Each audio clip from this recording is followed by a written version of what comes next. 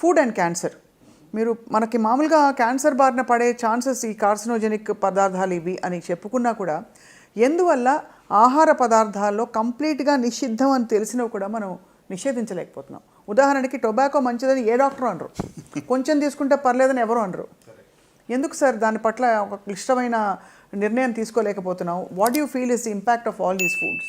అంటే I don't say tobacco కూడా ఒక రకంగా చెప్పాలంటే మ్యానుఫ్యాక్చర్ ఏ ఉద్దేశంతో దాన్ని తయారు చేశారో ఎగ్జాక్ట్గా అదే పర్పస్ ఫుల్ఫిల్ అవుతుంది. రైట్. అంటే మ్యానుఫ్యాక్చర్ కూడా తెలుసు అండి, మోర్ దాన్ 3000 కార్సినోజన్స్ ఉంటాయి. అందులో అట్లీస్ట్ 50 నోన్ టాక్సిక్ కెమికల్స్ ఉన్నాయి which are proven beyond doubt. ఇప్పుడు మీరు అన్నట్టుగా ఎందుకు దీన్ని మనం ఆపలేకపోతున్నాం? సో అంటే it requires lot of political will and it's beyond, అంటే మన ఎఫర్ట్తోనే ఇది అవుతుందని అనుకోను.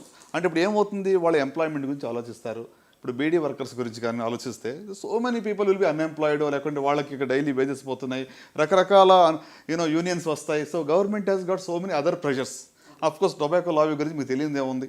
అవును.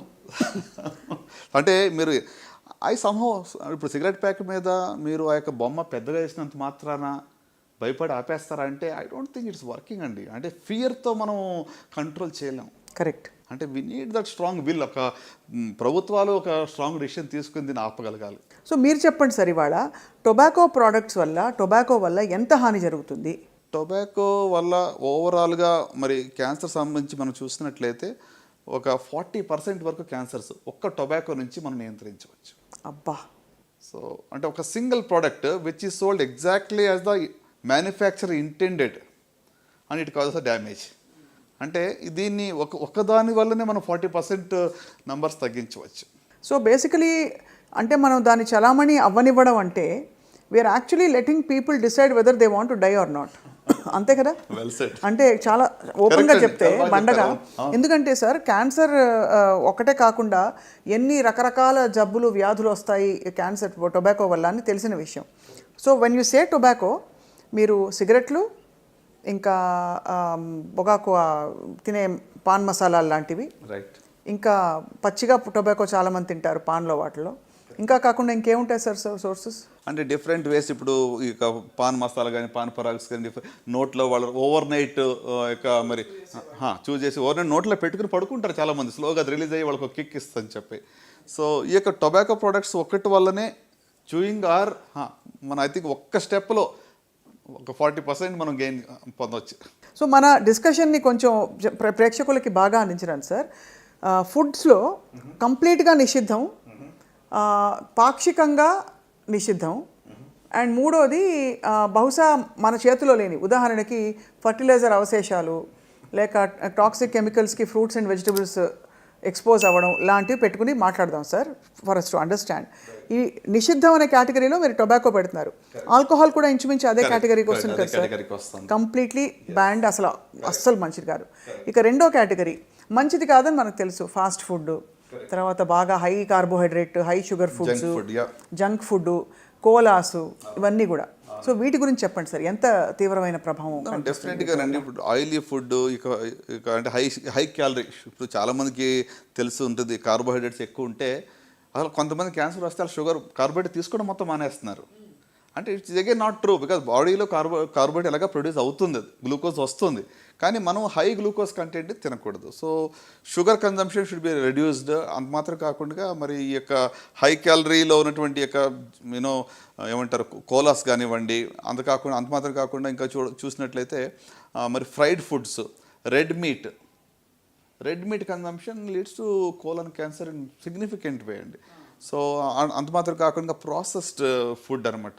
సో అంటే ఇవి మనం తగ్గించినట్లయితే ఖచ్చితంగా రిస్క్ అనేది తగ్గుతుంది. కానీ వీటిని ఎంత మోతాదులో పర్వాలేదు తీసుకోవచ్చు, చూసి చూడనట్టు ఊరుకోవచ్చు అని ఏమన్నా మనకు మెజర్స్ ఉంటాయి సార్? మన శరీరం చెప్పే కథలే వినాలా? ఎగ్జాక్ట్ మెజర్మెంట్ లేదు, కానీ అమెరికాలో ఈ మధ్యన ఏం చేశారంటే మీకు ఒక plate food they made a new formula. ఏంటంటే 2/3, 1/3.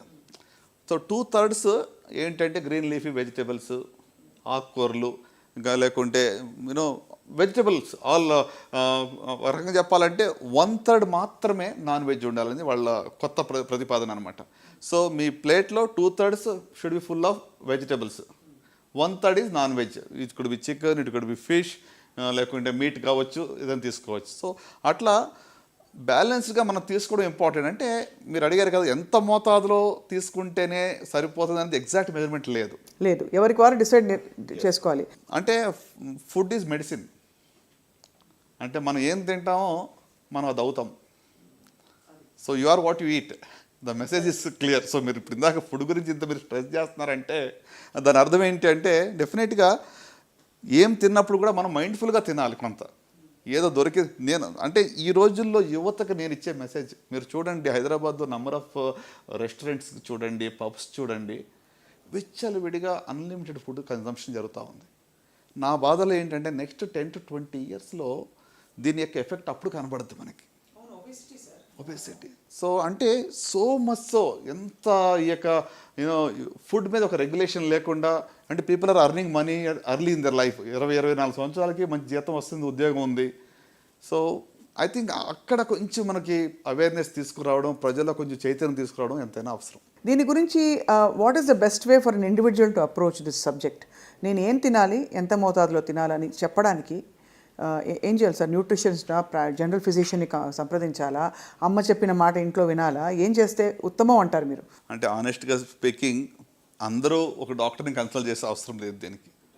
సో అంటే ఇప్పుడు కార్బోహైడ్రేట్ కానీ, ప్రోటీన్ కానీ, లేకుంటే ఫ్యాట్ కానీ సరైన మోతాదులో మనం కన్జ్యూమ్ చేసుకుంటే మీకు అవైలబుల్ ఆన్లైనే చాలా వరకు మీకు ఇన్ఫర్మేషన్ దొరుకుతుంది. దీంట్లో మిగతా అన్నీ కూడా ఆన్లైన్ మనం చూస్తాం, అవసరం లేనట్లకి. ఓకే, ఇప్పుడు దర్ వేరియస్ కొన్ని ఆర్గనైజేషన్స్ అయితే మీకు డైట్ ప్లాన్స్ ఇస్తున్నాయి. ఒక 10 weeks ఒక ఛాలెంజ్ ఇస్తున్నాయి డైటరీ ప్లాన్. అంటే ఒక మంచి అలవాట్లు వీళ్ళకి అంటే అడాప్ట్ చేసుకోవాలని చెప్పి ఇవన్నీ కూడా ఇస్తూ ఉన్నాయి. కరెక్ట్. సో కనుక I think you know each one is the personalised option అండి. అంటే నేను చెప్పేది ఒకటి అందరికీ అది వర్తించకపోవచ్చు. Correct. So yeah, we have to make our own plan. నేను ఎందుకు ఇంత స్ట్రెస్ చేసి అడుగుతున్నానంటే sir, food is the main thing that is driving our life ఈ మధ్యకాలంలో. ఇదివరకు ఒక 6-7 ఇడ్లీలు ప్లేట్లో పెట్టేసుకుని చక్కగా ఒక కప్పు సాంబారు, ఇంత కొబ్బరి పచ్చడి వేసుకుని, నెయ్యి వేసుకుని తింటే మనం కంఫర్టబుల్గా తినేసేవాళ్ళం. ఇప్పుడు ఎందుకో హరాయించుకుంటాం, లేదా ఎన్ని క్యాలరీస్, ఒక ఇడ్లీ ఎంత సైజ్ ఇడ్లీ, ఇవన్నీ చూసుకుంటూ అంటే చూసుకోవాల్సిన పరిస్థితుల్లో ఇన్ఫర్మేషన్ కూడా వచ్చేసింది. సో తినేటప్పుడే ఒక స్ట్రెస్లో తింటున్నాం మనం. So how do you approach food from the perspective of long term ailments like cancer? అంటే ఫుడ్లో balance is most important and choices is most important. ఫండమెంటల్గా చెప్పాలంటే green leafy vegetables, fruits, 4 to 5 servings of fruits in your meals is going to do lot of good అండి. అంటే ఇందాక మనం tobacco గురించి మాట్లాడాం కదా, అట్లానే ఫ్రూట్స్ అండ్ వెజిటబుల్స్ పర్సే ఒక 20% క్యాన్సర్స్ తగ్గిస్తాయి. ఓహో, అమేజింగ్. దాంట్లో ఉన్న యాంటీ ఆక్సిడెంట్స్ కానివ్వండి, దాంట్లో ఉన్నటువంటి ఒక న్యూట్రియంట్స్ కానివ్వండి, they fight cancer causing substances or cancer ప్రారంభం అయితే కూడా దాన్ని ఫైట్ చేస్తాయి. సూపర్ ఫుడ్స్ నిజంగా సూపర్ ఫుడ్స్ అయినా సార్? మొరింగా పౌడర్ అని, అంటే మినగాకు తీసి ఇంకేంటది అలాగే రకరకాలు వచ్చాయి ఈ మధ్యకాలంలో, వీట్ గ్రాస్ ఒకటి. Are these truly super foods? As an oncologist do you subscribe to that at all? You don't. So basically మనం ఏదైనా సహజ సిద్ధమైన పద్ధతుల్లో మంచి వ్యాయామంతో, ఫిజికల్ యాక్టివిటీ మీరు చెప్పారు చాలా ఇంపార్టెంట్. వారానికి 30 minutes చొప్పున పర్ డే 4 days చేసిన చాలు. 120 minutes of physical activity per week చేస్తే చాలా జబ్బులు రాకుండా చూసుకోవచ్చు. నాట్ జస్ట్ క్యాన్సర్, డయాబెటీస్ కానివ్వండి, హైపర్ టెన్షన్, కార్డియాక్ ఇష్యూస్ అన్నీ. Even mental health will be much better అండి. మనం productivity will be much better. నేను ఒకరోజు జిమ్కి వెళ్ళకపోతే, వాక్ చేయకపోతే ఆ రోజు నా ప్రొడక్టివిటీ తక్కువగా నాకు తెలిసిపోతుంటుంది. సో ఫిజికల్ యాక్టివిటీ అనేది నిజంగా అంటే పోస్ట్ కోవిడ్ ఎక్కువ మంది ఇంకా స్క్రీన్ అడిక్షన్ ఎక్కువ అయిపోయింది. ఇప్పుడు అన్నీ కూర్చుని చోట వస్తున్నాయి కదండి మీకు, స్విగ్గీలు, జొమాటోలు, ఎక్కడ బయటికి వెళ్ళి ఎక్కడికి వెళ్ళక్కర్లేదు కూడా, కూర్చుని చోట అన్నీ వచ్చేస్తున్నాయి. సో ఐ థింక్ శారీరక వ్యాయామం అనేది చాలా simplest and easiest way for good health.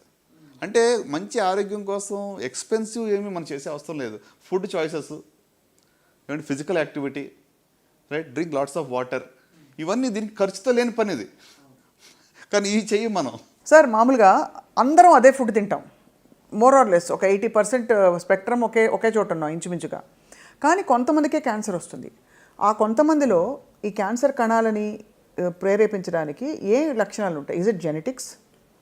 Is it something else that invites cancer? Sure అండి. అంటే క్యాన్సర్ రావడానికి జెనెటిక్ అనేటువంటిది, ప్రతి క్యాన్సర్ కూడా జెనెటిక్ అలాగనుకుంటే, ఎందుకంటే జీన్స్లో తేడా వచ్చినప్పుడే కదా కణాలకు విభజన అలా జరుగుతూ ఉంటుంది. కానీ ఇది జన్యుపరంగా వచ్చిందా, హెరిడిటరీ అంటాం. సో హెరిడిటరీ అంటే మీకు వంశపారంపర్యంగా కుటుంబంలో వచ్చేటువంటిది. దాని యొక్క రిస్క్ అనేది 5-10% మాత్రమే ఉంటుంది. సో మిగతా 90-95% అనేటువంటిది మనకు నేచర్లో ఉన్నటువంటి మనం ఎక్స్పోజ్ అయినటువంటి కార్సినోజెన్స్ వల్ల మనకు వస్తూ ఉంటుంది. సో ఇప్పుడు మీరు అన్నారు ఏ ఫుడ్లో ఉన్న ఏ కార్సినోజన్ ఎప్పుడు ట్రిగ్గర్ చేస్తుంది, ఇట్ డిపెండ్స్. ఇప్పుడు కొంతమంది ఏమంటారు దగ్గరికి వచ్చి, మా ఫాదరు 40 ఏళ్ళుగా స్మోక్ చేశారండి, ఆయనకి ఏ లంగ్ క్యాన్సర్ ఏం రాలేదు, ఎందుకు మానేయాలి? అవును, కరెక్ట్. చాలా కామన్ జస్టిఫికేషన్ మన కామెంట్స్లో కూడా పెడతారు సార్ ఇలాంటివి. అవును, కొంతమందికి రాలేదు అన్నంత మాత్రాన మనము దీనివల్ల వస్తుందని దాన్ని డిస్ప్రూవ్ చేయట్లేదు. 90% of the lung cancers direct related to smoking prove చేసాం. 10%లో మాత్రమే నాన్ స్మోకర్స్ కూడా లంగ్ క్యాన్సర్ రావచ్చు. అవును, correct. Okay, at the same time స్మోకర్స్లో రాలేదు అంటే దట్ డజంట్ మీన్ దట్ ఇంకా స్మోక్ చేస్తే ఏం కాదనేది కాదు. మనం దాన్ని you can't prove the other way round. So ఎందుకు వస్తుంది అంటే వాళ్ళలో ఆల్రెడీ ఒక ప్రిడిస్పోజిషన్ ఉండాలి. Over a period of time ఈ కార్సినోజెన్స్ రెగ్యులర్గా ట్రిగ్గర్ చేస్తాయి, క్యాటలిస్ట్గా పనిచేస్తాయి. ఈ కణాల యొక్క జెనెటిక్ చేంజ్ అంటే ఇప్పుడు ట్యూమర్ సప్రెసర్ జీన్ అని ఉంటుంది. అంటే ఒక కణాల విభజన జరగకుండా ఉండేటువంటి ఒక జీన్ ఉంటుంది, దాన్ని ఆల్టర్ చేస్తాయి.